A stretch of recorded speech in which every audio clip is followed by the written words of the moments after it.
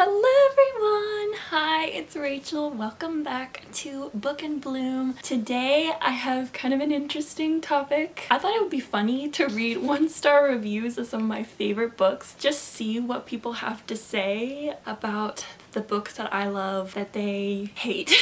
This should be an interesting video. So I'm just going to be going on my phone, going on Goodreads and scrolling through and trying to find a one-star review. The first book that I wanted to start with, I love the Lunar Chronicles by Marissa Meyer. I'm going to read some reviews of the first book, Cinder, and then I'm also going to read some reviews of the last book, Winter, because I feel like that could give a little bit more perspective. I feel like it's easy to start a series. It's harder to, of course, finish a series. And if somebody like read the entire series and then decided they didn't like the ending, oh my gosh, that'd be crazy. The first one-star review that I came across, it starts off, it's a quote from the book, and it says, "I'm sure I'll feel more grateful when I find a guy who thinks complex wiring in a girl is a turn on." Definitely a quote from the book, and it's funny when you see a quote from a book just completely out of context and you think like, wow, like that does sound kind of cheesy. It's the build up though. I don't know, I mean, I'm biased because I love Marissa Meyer, but I felt like it was a pretty good starting book. Like, it definitely wasn't perfect, but it just builds up the series really well.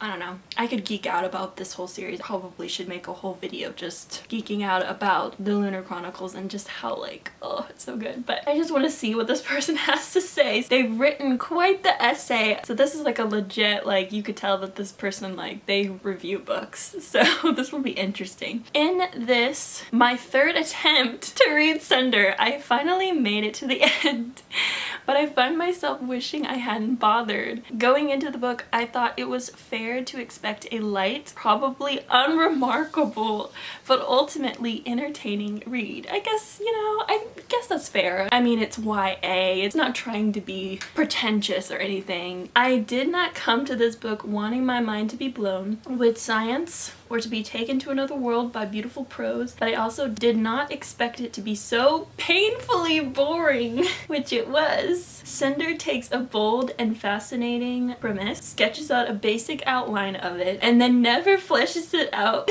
with any substance. Wow. Let's look at the wonders we have here. A part cyborg protagonist, a loose Cinderella retelling in a future alternate universe, a setting in New Beijing, and a potential war with a kingdom of lunar people, a race who live on the moon. This sounds like a recipe for a fantastic science fiction novel, and yet we get very little info beyond what I've provided here. I do see what this person is saying. We're really put into Cinder's shoes in the first book, and so she doesn't really know anything that's going on. But it's so hard. It's like so hard to write the first book of a series and not have that like part one feel to it. I think of Dune Part 1 or the Spider-Verse movie that just came out. They do really good setup, but it's also like it feels a little bit incomplete because it's just such a good setup for the next movie. You could argue that like this book kind of has that same feel to it where it's like, okay, this is a great setup, but it's a setup. But I didn't think it was boring. I thought it made me like intrigued, want to continue reading the series. I don't know. Okay, so who are these lunar people? We learn about it in the rest of the series. It's fair that that's frustrating that you don't know a lot about what's going on in the first book. Those are mysteries that are uncovered over time. What about their history? How did they come to be on the moon? How disappointing it was that we never found out anything. My defense against these arguments, I feel like they're valid, but like, this is the first book. Personally,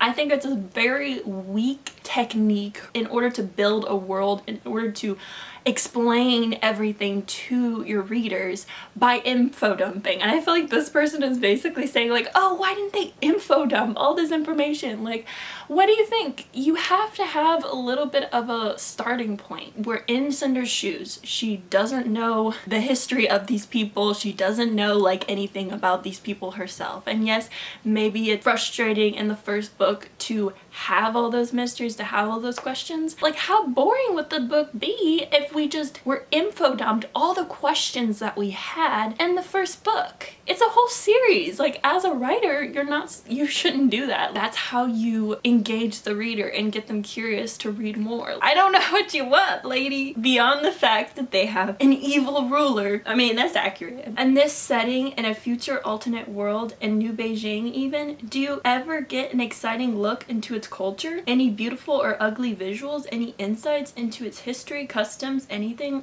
Nope. You know what? I agree with that. Maybe a little bit underwhelming is some of the world building in New Beijing. I feel like you don't really get to see the world, the city that they're in. It's such an interesting idea. Every writer is different, the aspects of a story that they focus on, and so you can't please everyone. I mean, I think that of world building or character developing, I would much rather have character developing. Marissa Meyer does a phenomenal job of doing that, but that's pretty valid. And even if I forgive that, if I say that maybe all that goodness is being saved for later series installments, I simply cannot forgive the lack of personality in our principal characters. Cinder and Prince Kai are empty, self-sacrificing heroes with little to no hopes, fears, desires, and thoughts of their own. Adri, I don't even know how to say their names. Her stepmother, is it Adri? Is that how you say it? Is the classic evil stepmother. Iko was the not so funny sidekick. There's some cliches, I guess, in there, but it's a Cinderella retelling. I could be wrong, but I feel like we learn more about her stepmother through the rest of the series, and she does become like more of a detailed character. Cinder and Kai are empty. I don't really know what to say about that. They're empty. What? Maybe that could be valid, but I think it's because they're upset with kind of the responsibility and the expectations that are put on them, and they feel a little bit like they'll never escape that. I feel like Cinder wasn't hopeless though. I thought she had like hopes and dreams. I mean, I think she was a little bit depressed with her circumstances, judged because she's cyborg. Her career path is not glamorous or anything. She's basically like a servant to her family, and this is hard because like I don't know the book word for word. I feel like I know the basics of the series. I mean, I haven't even read the books that many times. I think I've only read through the series twice. So that's definitely something that I need to do to check to see, oh, is Cinder and Kai, are they empty, self-sacrificing heroes with little to no fears, hopes, desires, and thoughts of their own? Looking back, there's not a clear, distinguished, this is what Cinder wants. I think she just wanted to be have a normal life. I think she wanted to get away from the situation that she was in and maybe make enough money to the point where she could do that and go away with her sister. I thought that that's kind of what she wanted. That's just really, that's interesting. Okay, so the last little bit, I'm also not sure I understand why part cyborg people are considered second-class citizens when they're basically regular humans who've had parts added to save them. But let's imagine I suspend that disbelief for a second. Why did Meyer waste this perfect opportunity for Cinder to consider what it means to be human? For example, how much of a person can be replaced before they stop being a person and start being a machine? Are there really any differences between humans and machines beyond the materials they're made from? So many fascinating questions not being asked. I think you just need to play Selma. I'm sorry, but I kind of hate when people do stuff like that. I have people, unfortunately, in my life, I'll share like my story ideas with them and get so excited, and they literally say like, oh, well, I would have done this, or that's not that creative, like you should have done this. This is far more creative. I hate when people, I'm sorry, I know that's such a strong word, but like I hate when people do that. Like that is just so rude to me. If you wanted to do that with your story, write it your dang self. Stop telling a writer that, oh, you should have done this. I agree with you, that is an interesting idea that she could have asked herself, but she didn't. She chose not to focus on that in her story. Honestly, I think there are some interesting questions that she does ask. I do not, it just like, I guess it's giving me PTSD just reading that comment. Everyone's brain is different. Why are we not just appreciating what people do create? We're just focusing on what they don't do. You need to watch Ratatouille and you need to listen to what Ego says. You need to listen to what Ego says after he eats the Ratatouille lady. You need to do it because guess what? Cinder, the book that you're talking about, is read by far more people than your 1-star review of it. The joy that that book brings versus your comments about why you hate it, is it really worth it? I don't think it is. Pretty valid criticisms, definitely ways that this story could have been stronger, but I just think there's also a lot of, I don't know, maybe some principles of this person's thought process that I just thoroughly disagree with. Though really, I could have forgiven many things if only the plot had been compelling, the conflicts engaging, and the characters vaguely interesting. I honestly had to force myself through. Good for you that you pushed yourself out of your comfort zone. I think you need to watch Ratatouille. That's all I have to say. That was interesting. Wow, she got me heated. So next up, I'm gonna do the last book of that series, well, of like the main books, the main 4 books. So there's Cinder, Scarlet, Cress, and Winter. Yes, and the 4th book is Winter. My thought process is reading reviews of the last series. Now that might be interesting because people might be upset. Oh my gosh. What? This same girl! She wrote a 4-star review! She turned around, guys. She turned around. Maybe she watched Ratatouille. She says, I am such a fangirl. That's, wow. I'm sorry. I'm sorry for like basically fighting you. Now she's one of us. I wonder if she still hates the first book, but she likes the ending. Wow. So she starts off with a quote from the book that says, she was prettier than a bouquet of roses and crazier than a headless chicken. Fitting in was not an option. And I finished. Sob.